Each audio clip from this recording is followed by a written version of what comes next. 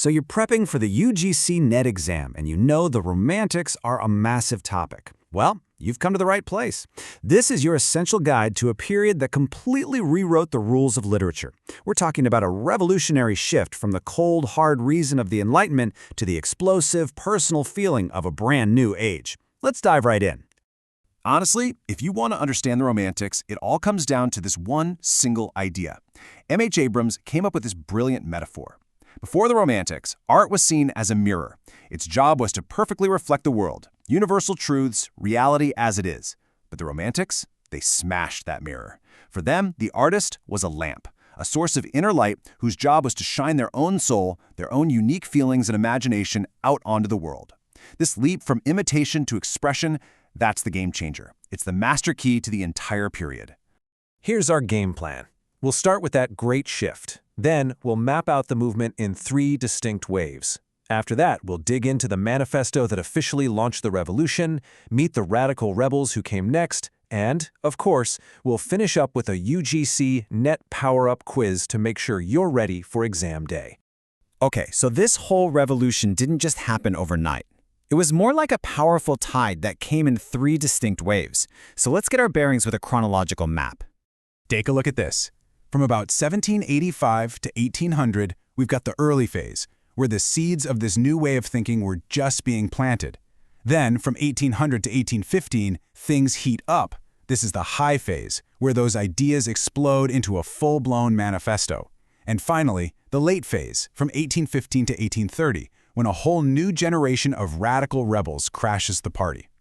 Getting this progression straight is absolutely crucial for those timeline questions on the exam. So, let's start at the beginning. Phase 1, the seeds. This is where a few visionary figures started to really push back against the old guard, the Neo-Classical age, which was all about reason, order, and what society expected.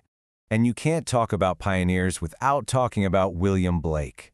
I mean, this guy wasn't just a poet. He was a prophet, a mystic, a one-man artistic movement. He looked at the Industrial Revolution, at those dark satanic mills, and he didn't just see factories. He saw a spiritual sickness, a world chained by logic. So what did he do?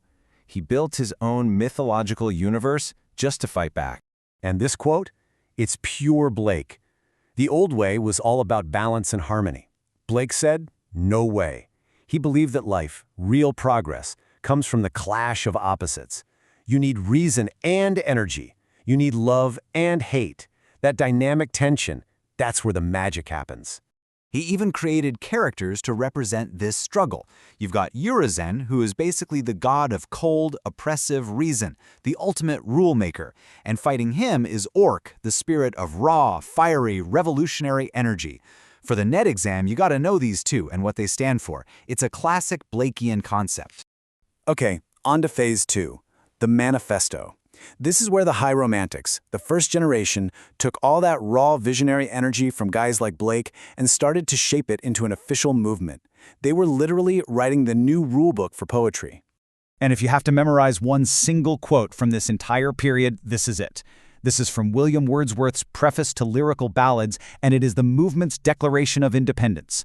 Poetry is no longer about being clever in perfect rhymes. It's about a deep, personal, emotional experience that you later reflect on and shape into art. So where did Wordsworth find these powerful feelings? He found them in what he called spots of time. These are these incredibly vivid, powerful memories from childhood, usually connected to nature, that he believed could literally heal and recharge the adult mind. This is a huge concept for Wordsworth, and trust me, it's a favorite on the UGC NET. Now, Wordsworth's partner in crime was Samuel Taylor Coleridge. And while Wordsworth was all about finding the profound in the everyday, Coleridge went in the opposite direction. He explored the supernatural.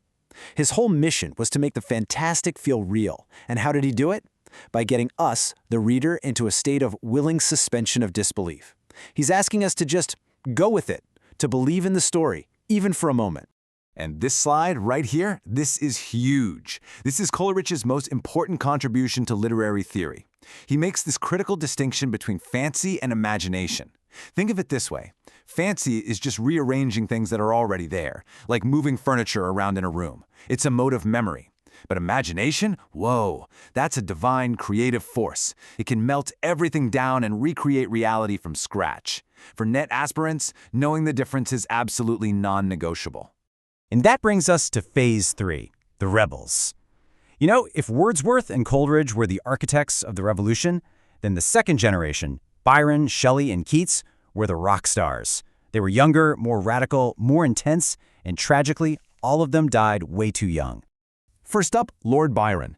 This guy was arguably the world's first celebrity author. His life was just a whirlwind of scandal, exile, and rebellion, and he poured every ounce of it into his work. He created a figure that an entire generation became obsessed with, the anti-hero. And that figure is the Byronic hero. For the exam, you can literally use this as a checklist. Is the character moody and rebellious? Check. Melancholy with a mysterious past? Check. Charismatic, self-destructive, and totally defiant of society? Check, check, check. This archetype is an absolute classic. Next, you have the most politically radical of them all, Percy Bysshe Shelley. And this quote says it all. Poets are the unacknowledged legislators of the world. I mean, what a statement. He genuinely, passionately believed that the power of poetry and imagination could actually shape a better, more just world. It's the ultimate romantic ideal. And finally, we have John Keats, who took a totally different route. Byron had his rebellion, Shelley had his politics, but Keats, he dedicated his short life to the pursuit of beauty. This famous and fiercely debated line from Ode on a Grecian Urn gets to the heart of it. For Keats, the most profound truth you can ever experience is through beauty itself. So what was Keats's secret weapon? He called it negative capability. It's the genius of being okay with not knowing.